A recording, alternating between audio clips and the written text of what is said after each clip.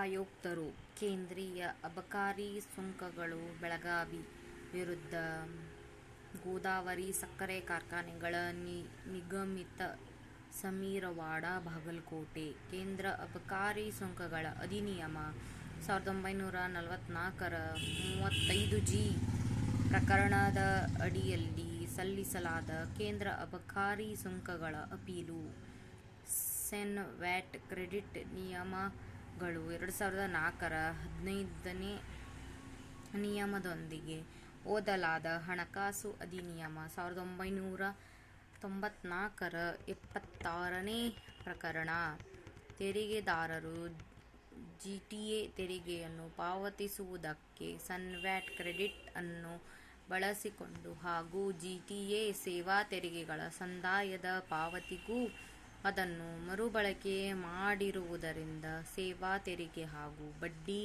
ಹಾಗೂ ದಂಡದೊಂದಿಗೆ ಸೆನ್ವ್ಯಾಟ್ ಕ್ರೆಡಿಟ್ನ ವಸೂಲಾತಿಗೆ ನೀಡಿದ ಕಾರಣ ಕೇಳಿ ನೋಟಿಸನ್ನು ನೀಡಿತ್ತು. ಇದನ್ನು ಪ್ರಶ್ನಿಸಿ ತೆರಿಗೆದಾರರು ಅಪೀಲು ಆಯುಕ್ತರ ಮುಂದೆ ಸಲ್ಲಿಸಲಾದ ಅರ್ಜಿಯನ್ನು ಅಂಗೀಕರಿಸಿ ತೆರಿಗೆದಾರರು ಸೇವಾ ತೆರಿಗೆ ಹಾಗೂ ಜಿಟಿಎ ಬಳಕೆಯ ಸೇವಾ ತೆರಿಗೆಗೂ ಸೆನ್ವ್ಯಾಟ್ ಕ್ರೆಡಿಟ್ ಬಳಸಿಕೊಳ್ಳಲು ಯಾವುದೇ ಕಾನೂನು ಪ್ರತಿಷೇಧವಿಲ್ಲವೆಂದು ಅಭಿಪ್ರಾಯಪಟ್ಟಿತು. ಸದರಿ ತೀರ್ಪನ್ನು ಪ್ರಶ್ನಿಸಿ ತೆರಿಗೆ ಇಲಾಖೆಯು ಈ ಅಪೀಲನ್ನು ಹೂಡಿದೆ. ಸೆನ್ವ್ಯಾಟ್ ಕ್ರೆಡಿಟ್ ನಿಯಮಗಳ 2004ರ 3 ಸಬ್ಕಾಲಂ 4 ಸಬ್ಕಾಲಂ ಇ ಅನುಸಾರ ಹಾಗೂ ಹಣಕಾಸು ಅಧಿನಿಯಮ 1994ರ 68 ಸಬ್ಕ್ಲಾಸ್ 1 ಮತ್ತು ಸಬ್ಕ್ಲಾಸ್ 2ನೇ ಪ್ರಕರಣದ ಅನುಸಾರ ತೆರಿಗೆದಾರರು ಅದನ್ನು ಬಳಸಲು ಯಾವುದೇ ಕಾರಣ ಪ್ರತಿಷೇಧ ಇಲ್ಲದಿರುವುದನ್ನು ಉಲ್ಲೇಖಿಸಿ ಸದರಿ ಅಪೀಲನ್ನು ವಜಾಗೊಳಿಸಲಾಗಿದೆ. ತೀರ್ಪು ನ್ಯಾಯಮೂರ್ತಿ ಶ್ರೀ ಆನಂದ ಬೈರಾರೆಡ್ಡಿ. ಇದು ಮುಂದಿನ ಸನ್ನಿವೇಶದಲ್ಲಿ ಕೇಂದ್ರ ಅಬಕಾರಿ ಮತ್ತು ಸುಂಕಗಳು ಇವರು ಸಲ್ಲಿಸಿದ ಅಪೀಲಾಗಿದೆ. Second paragraph. ಈ ವಸ್ತು ವಿಷಯದ ವಿವಾದವನ್ನು ಅಧಿಕಾರ ಶ್ರೇಣಿಯ ಪ್ರಾಧಿಕಾರಗಳಲ್ಲಿ ಅಂತಿಮ ವಿಲೆಗಾಗಿ ಪರಿಗಣಿಸುವುದಕ್ಕಾಗಿ ಪಂಜಾಬ್ ಮತ್ತು ಹರಿಯಾಣ ಉಚ್ಚ ನ್ಯಾಯಾಲಯದಂತೆ ದೆಹಲಿ ಉಚ್ಚ ನ್ಯಾಯಾಲಯದ 2 ತೀರ್ಪುಗಳಾದ ಆಯುಕ್ತರು ಕೇಂದ್ರೀಯ ಅಬಕಾರಿ ಚಂಡೀಗಢ ವಿರುದ್ಧ ನಹರ್ ಇಂಡಸ್ಟ್ರಿಯಲ್ ಎಂಟರ್ಪ್ರೈಸಸ್ ಲಿಮಿಟೆಡ್ ಮತ್ತು ಆಯುಕ್ತರು ಸೇವಾ ತೆರಿಗೆ ವಿರುದ್ಧ ಹೀರೋ ಹೋಂಡಾ ಮೋಟಾರ್ಸ್ ಲಿಮಿಟೆಡ್ ಈ ಪ್ರಕರಣಗಳಲ್ಲಿ ಆ 2 ಉಚ್ಚ ನ್ಯಾಯಾಲಯಗಳು ನೀಡಿದ ಅನುಕ್ರಮ ತೀರ್ಪುಗಳು ಸದರಿ ವಸ್ತು ವಿಷಯದ ಮೊಕದ್ದಮೆಗೂ ಒಳಪಡುತ್ತವೆ. ಆದುದರಿಂದ ಅಂತಿಮ ವಿಲೆಯನ್ನು ಪ್ರಾಧಿಕಾರಿಗಳ ಅಧಿಕಾರಿ ಶ್ರೇಣಿಯಲ್ಲಿ ಪರಿಗಣಿಸಲು ಅಪೀಲಿನಲ್ಲಿ ನಿವೇದಿಸಲಾಗಿದೆ. Third paragraph. ಮೊಕದ್ದಮೆಯ ಸಂಕ್ಷಿಪ್ತ ಸಂಗತಿಗಳು ಮುಂದಿನಂತಿವೆ. ಪ್ರತ್ಯರ್ಜಿದಾರರು ತೆರಿಗೆದಾರ messrs Godavari sugar mills limited Bagalkot ಇದು ಅಬಕಾರಿ ಸರಕುಗಳನ್ನು ತಯಾರಿಸುತ್ತದೆ ಮತ್ತು ಕೇಂದ್ರೀಯ ಅಬಕಾರಿ ನೋಂದಣಿಯನ್ನು ಪಡೆದಿರುತ್ತದೆ ಮತ್ತು ಸರಕುಗಳ ಸಾಗಣೆ ಏಜೆನ್ಸಿ ಸೇವೆಗಳ ಪ್ರವರ್ಗದ ಅಡಿಯಲ್ಲಿ ಸೇವಾ ತೆರಿಗೆದಾರರು ತೆರಿಗೆಯನ್ನು ಸಂದಾಯ ಮಾಡುವುದಕ್ಕಾಗಿಯೂ ಸಹ ನೋಂದಾಯಿತವಾಗಿದೆ ಎಂದು ತಿಳಿಸಿದೆ. ತೆರಿಗೆದಾರರು ತೆರಿಗೆಯನ್ನು ಜಿಟಿಎ ಸೇವೆಗಳ ಸಂದಾಯದ ಜೊತೆಯಲ್ಲಿ ಸೆನ್ವ್ಯಾಟ್ ಕ್ರೆಡಿಟ್ ನಿಯಮಗಳ ಅಡಿಯಲ್ಲಿ ಲಭ್ಯವಿರುವ ಸೇವೆಗಳನ್ನು ಒದಗಿಸಲು ಸೆನ್ವ್ಯಾಟ್ ಕ್ರೆಡಿಟ್ ಅನ್ನು ಬಳಸಿಕೊಂಡಿದ್ದಾರೆ. ಮುಂದುವರೆದು ತೆರಿಗೆದಾರರು ಜಿಟಿಎಗಾಗಿ ಅವರಿಂದ ಸಂದಾಯವಾದ ಸೇವಾ ತೆರಿಗೆಯ ಜಮೆಯು ಲಭ್ಯವಿದೆ ಎಂದು ನಿವೇದಿಸಿದೆ.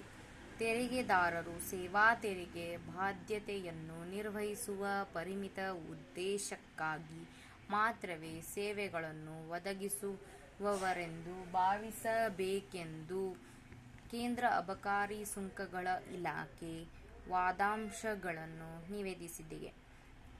ತೆರಿಗೆದಾರರು ಜಿಟಿಎ ಸೇವೆಗಳ ಮೇಲೆ ಸಂದಾಯ ಮಾಡಿದ ಸೇವಾ ತೆರಿಗೆಯ ಜಮೆಯನ್ನು ತೆಗೆದುಕೊಂಡು ಮತ್ತು ಜಿಟಿಎ ಸೇವೆಗಳ ಮೇಲಿನ ಸೇವಾ ತೆರಿಗೆಯನ್ನು ಸಂದಾಯ ಮಾಡುವುದಕ್ಕಾಗಿ ಅದನ್ನು ಪುನರ್ ಬಳಕೆ ಮಾಡಲಾಗಿದೆ ಎಂಬ ತೆರಿಗೆದಾರರ ಅಭಿಪ್ರಾಯ. ಹಾಗೆ ಮಾಡಿದ ಕೃತ್ಯವು ಸಮರ್ಥನೀಯವಾಗಿಲ್ಲ. ತದನುಸಾರವಾಗಿ 15,36,051 ರೂಪಾಯಿಗಳ ಸೇವಾ ತೆರಿಗೆಯನ್ನು ಕಟ್ಟಬೇಕೆಂದು ಮತ್ತು ಬಡ್ಡಿಯ ಜೊತೆಯಲ್ಲಿ 22,31,610 ರೂಪಾಯಿಯ ಸೆನ್ವ್ಯಾಟ್ ಕ್ರೆಡಿಟ್ನ ವಸೂಲಿಯನ್ನು ಮಾಡಲು ಮತ್ತು ಸೆನ್ವ್ಯಾಟ್ ಕ್ರೆಡಿಟ್ ನಿಯಮಗಳು 2004ರ 15ನೇ ಸಬ್ ಕ್ಲಾಸ್ 3 ನಿಯಮವನ್ನು ಓದಿಕೊಳ್ಳುವುದರೊಂದಿಗೆ ಹಣಕಾಸು ಅಧಿನಿಯಮ 1994ರ 76ನೇ ಪ್ರಕರಣದ ಅಡಿಯಲ್ಲಿ ಏಕೆ ದಂಡವನ್ನು ವಿಧಿಸಬಾರದು ಎಂದು ಉದ್ದೇಶಿಸಿ ಕಾರಣ ಕೇಳಿ ನೋಟಿಸನ್ನೂ ಸಹ ಜಾರಿ ಮಾಡಲಾಗಿದೆ. ಕಾರಣ ಕೇಳಿದ ನೋಟಿಸಿಗೆ ತೆರಿಗೆದಾರರು ಪ್ರತ್ಯುತ್ತರ ನೀಡಿದ್ದಾರೆ.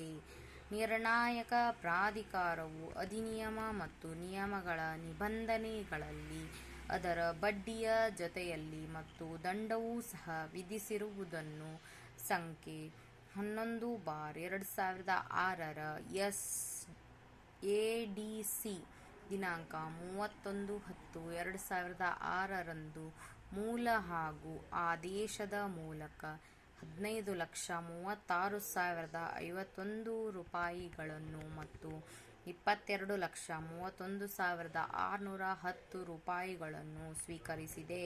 4th paragraph. ಸದರಿ ಆದೇಶದ ವಿರುದ್ಧ ತೆರಿಗೆದಾರರು ಮಾಡಿದ ಅಪೀಲನ್ನು ಅಪೀಲುಗಳ ಆಯುಕ್ತರು ದಿನಾಂಕ 27/2/2007ರ ತೀರ್ಪಿನ ಮೂಲಕ ಪುರಸ್ಕರಿಸಿರುವರು ಮತ್ತು ಮಂಡಳಿಯು ದಿನಾಂಕ 31/10/2005ರಂದು ಹೊರಡಿಸಿದ ಸುತ್ತೋಲೆಯನ್ನು ಆಧಾರವಾಗಿಟ್ಟುಕೊಂಡು ಮತ್ತು 19/4/2006ಕ್ಕೆ ಮುಂಚಿತವಾಗಿ ಇದ್ದ ಸದರಿ ನಿಯಮಗಳ ಪ್ರಕಾರದಂತೆ ನಿಯಮ 2 ಸಬ್ಕ್ಲಾಸ್ ಪಿ ಮತ್ತು ನಿಯಮ 2(r)ನ ಅರ್ಥವಿವರಣೆಯ ಮೇಲೆ ಮಾಡಿದ ಆದೇಶದ ಅನುಸಾರ ಮೂಲ ಆದೇಶವನ್ನು ವಜಾ ಮಾಡಿರುತ್ತಾರೆ.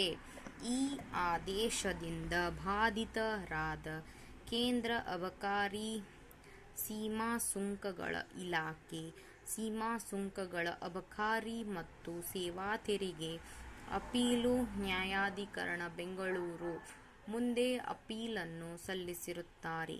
ನ್ಯಾಯಾಧಿಕರಣ ಮೇಲೆ ಹೇಳಲಾದ ಪಂಜಾಬ್ ಮತ್ತು ಹರಿಯಾಣ ಉಚ್ಚ ನ್ಯಾಯಾಲಯ ಮತ್ತು ದೆಹಲಿ ಉಚ್ಚ ನ್ಯಾಯಾಲಯದ ನಿರ್ಣಯಗಳನ್ನು ಅವಲಂಬನೆಯಾಗಿ ತೆಗೆದುಕೊಂಡು ಜಿಟಿಎ ಸೇವೆಗಳ ಮೇಲೆ ಸುಂಕಗಳನ್ನು ಸಂದಾಯ ಮಾಡುವುದಕ್ಕಾಗಿ ಸೆನ್ವ್ಯಾಟ್ ಕ್ರೆಡಿಟ್ ಅನ್ನು ತೆರಿಗೆದಾರರು ಬಳಕೆ ಮಾಡಿಕೊಳ್ಳಬಹುದೆಂದು ನಿರ್ಣಯಿಸಿ ಅಪೀಲುದಾರ ಅಪೀಲನ್ನು ವಜಾ ಮಾಡಿರುತ್ತದೆ.